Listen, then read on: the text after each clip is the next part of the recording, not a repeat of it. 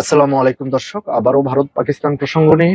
অঙ্ক বলছে 4 দিন পরেই যুদ্ধ, আগামী 4 দিনের পরেই নাকি ভারত পাকিস্তান যুদ্ধ শুরু হবে। কিন্তু কেন 4 দিন পরে, কেন এর আগে পরে কেন হবে না? চলুন জেনে নেই। স্থল জল আকাশপথে রণসাজে সেজে উঠেছে ভারত। প্রতিদিন চলছে মহড়া, যা দেখে হাঁটু কাঁপছে পাকিস্তানের। এদিকে লাইন অফ কন্ট্রোল বরাবর নিরাপত্তা বাড়িয়েছে পাকিস্তান। তবে হঠাৎই 4 দিনের মধ্যেই যুদ্ধ লাগার কথা উঠলো কেন? এবার কি সত্যি সত্যি শুরু হবে যুদ্ধ? পহেলগাঁও সন্ত্রাসী হামলার পর থেকে প্রতিশোধের আগুনে জ্বলছে ভারত। পাকিস্তানের বিরুদ্ধে একের পর এক কূটনৈতিক পদক্ষেপ নিয়েছে। প্রধানমন্ত্রী, স্বরাষ্ট্রমন্ত্রী থেকে প্রতিরক্ষা মন্ত্রী সকলেই হুঙ্কার দিয়ে জানিয়েছে যোগ্য জবাব পাবেই পাকিস্তান। যুদ্ধ জিগির চলছেই। এবার কি সত্যিই যুদ্ধ লাগাতে চলছে ভারত পাকিস্তান? ভারত সরকারের একের পর এক পদক্ষেপ এবং পাকিস্তানের ক্রমাগত গোয়ার তুমি দেখে তেমনটাই মনে করছেন ওয়াকিবুল মহলের একাংশ। স্থল জল আকাশ পথে রণসাজে সেজে উঠেছে ভারত। প্রতিদিন চলছে মহড়া, যা দেখে হাঁটু কাঁপছে পাকিস্তানের। এদিকে লাইন অফ কন্ট্রোল বরাবর নিরাপত্তা বাড়িয়েছে পাকিস্তানও। তবে হঠাৎ 4 দিনের মধ্যেই যুদ্ধ লাগার কথা উঠলো। আসলে 7 মে থেকে গোটা দেশের প্রত্যেক রাজ্যকে মক ড্রিল করার নির্দেশ দিয়েছে কেন্দ্র সরকার। মক ড্রিল কি? অর্থাৎ মক ড্রিল হলো সত্যিকারের যুদ্ধ লাগলে কি করবে তারই হাতে কলমে প্রশিক্ষণ। বিশেষ করে সাধারণ মানুষকে আপৎকালীন পরিস্থিতিতে কি করতে হবে তা মক ড্রিল করে শেখাতে বলা হয়েছে। সেই মতো মঙ্গলবার থেকে শুরু হয়ে গিয়েছে বিভিন্ন জায়গায় মক ড্রিল। স্কুল থেকে ডাল লেক চলছে মহড়া। যুদ্ধ লাগলে হঠাৎ আকাশপথে হামলা হলে কি করে নিরাপদ জায়গায় যাবেন চলছে তারই প্র্যাকটিস। তাতেই বেড়েছে 4 দিনের মধ্যে যুদ্ধ শুরু হওয়ার জল্পনা।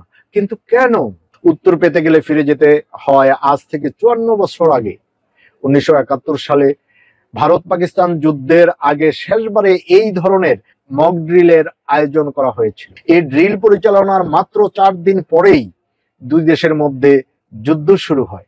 সেইবার নভেম্বরের শেষ সপ্তাহে একটি মক ড্রিলের আয়োজন করা হয় এবং 3 ডিসেম্বরে শুরু হয় যুদ্ধ।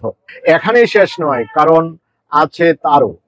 যে কোনো মুহূর্তে যে ভারত হামলা চালাতে পারে পাকিস্তানে, এ ভয়ে কাঁপছে তারা। সম্প্রতি সে ভয় প্রকাশ পেয়েছে ভারতে নিযুক্ত পাকিস্তানের প্রাক্তন হাইকমিশনের কথাতেও। প্রাক্তন হাইকমিশনার আব্দুল বাসিত এক বিবৃতিতে বলেন, ভারত সম্ভবত রাশিয়ার বিজয় দিবসের পরই 10-11 মে পাকিস্তানকে আক্রমণ করতে পারে। 10-11 মে কেন? কারণ হলো রাশিয়া 9 মে বিজয় দিবস হিসাবে উদযাপন করে। প্রধানমন্ত্রী মোদিরও এতে যোগ দেওয়ার কথা ছিল। পাকিস্তানের সঙ্গে উত্তেজনার আবহে এই সফরে তিনি যাবেন কিনা তাও বোঝা যাচ্ছে না, হয়তো যাবেন না। 7 মে দেশের 244টি জেলায় মক ড্রিলের আয়োজন করা হবে। যুদ্ধের সময় কিভাবে নিজেদের রক্ষা করতে হবে তার প্রশিক্ষণ দেওয়ার সঙ্গে সঙ্গে সাইরেনও বাজানো হবে। 1971 সালের পর প্রথমবার এমন ঘটবে। প্রসঙ্গত, মক ড্রিলের আগে বিমান বাহিনী উত্তরপ্রদেশের গঙ্গা এক্সপ্রেসওয়েতে একটি বিশেষ অনুশীলন মহড়া পরিচালনা করেছে। বায়ুসেনা তাদের শক্তি প্রদর্শনও করে। গত শুক্রবার বিমান বাহিনী এক্সপ্রেসওয়েতে 2টি পর্যায়ে একটি অভূতপূর্ব সামরিক মহড়া পরিচালনা করে। কিন্তু পাকিস্তান কি ছেড়ে দেওয়ার পাত্র? পাকিস্তান কি এমনি এমনি ছেড়ে দিবে? দর্শক, মন্তব্য করে জানাবেন আসলে কি হতে যাচ্ছে।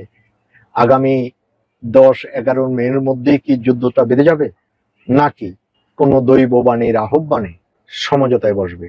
আসলে আমরা যুদ্ধ কেউই চাই না, যুদ্ধ না হোক তাই কাম্য আমাদের। কিন্তু যুদ্ধ হলে হবেটা কি? অবশ্যই আপনারা কমেন্ট বক্সে আপনাদের মতামত জানাবেন। আজ এই পর্যন্তই দর্শক, সবাই ভালো থাকবেন। আল্লাহ হাফেজ।